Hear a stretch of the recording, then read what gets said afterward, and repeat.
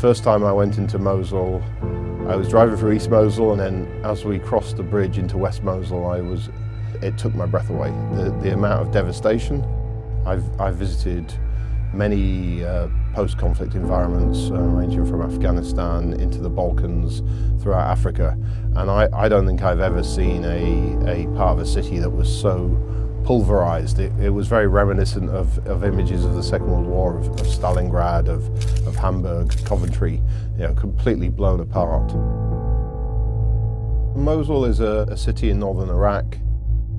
It lies between Erbil and the Syrian border. And when ISIS was at the peak of its control, there were over 2 million people living in Mosul. It was the biggest city under ISIS control. As the city was surrounded, they fell back into defensive positions. They'd had 2 years to prepare these, and the majority of these were in the old city, so West Mosul, on the banks of the river. And these buildings had been booby-trapped, they'd been rigged with explosives, they had caches of ammunition and weapons for the fighters to use. The fighters were wearing suicide vests and prepared to fight to the end, and the coalition forces dropped a lot of ordnance on them. And so the explosive hazard and the explosive contamination in Mosul is unlike really anything I've seen before. So you would have buildings were collapsed in on bodies. Some of the buildings had been booby-trapped or rigged with explosives to stop people returning home. And then there was the unexploded ordnance from just the actual fighting. When you look at that level of devastation, people just can't get back to their homes. They're finding it very difficult. The fridge might have been booby-trapped, so if you open the fridge door, it goes off, or a light switch gets flicked and there's a bomb waiting for you. On top of the different explosive hazards, a lot of the buildings are very unstable. So if when the teams are clearing, they were to move the wrong piece of rubble, the whole building could collapse on them. So it's just a really difficult and challenging environment. So people will continue to not be able to return to their homes or rebuild their homes until the explosive hazard has been cleared. The actual searchers, the guys who are doing a lot of the grunt work, who are on the ground on their hands and knees, they're Iraqis. They're the real unsung heroes.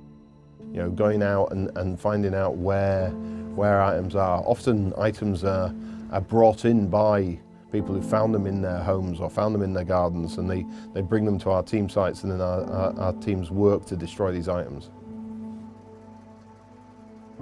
But also then looking at some of the new technology like drones and being able to put a drone over a site and look to see what the potential hazard is, and seeing things from different perspectives and looking at, are there obvious threats? Can we see an explosive device that is visible? Can we see indicators that an explosive device might have been laid?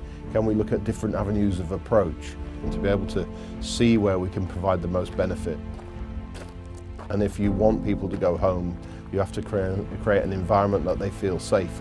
And that's not just their home being removed of explosive hazards, but it's allowing them to have access to clean water, to electricity, for the schools to be cleared so that their children can go back to school, so that health posts can be cleared so they can be refurbished, so that hospitals are safe, so that the doctors can start having procedures and surgery. And a lot of the work we've been doing has been working to ensure that we prioritise the tasking we do that has the most impact. So if we clear a water treatment plant that's going to provide 250,000 people a day with clean water, or we clear a bridge so it can be repaired and 1,000 vehicles an hour can cross it, what will give the most impact? What will give us real value add to the work we do? And it was incredible when I was in Mosul to see how quickly families would go back into the rubble of West Mosul and relay their foundations and start building their homes again. I mean, it's really incredible to see how proud they are and how they want to get on with their lives. They've gone through a terrible conflict, and they're showing a resilience that is very inspirational. And we can help them by removing the explosive hazards, then people can feel confident and they can start getting on with their lives.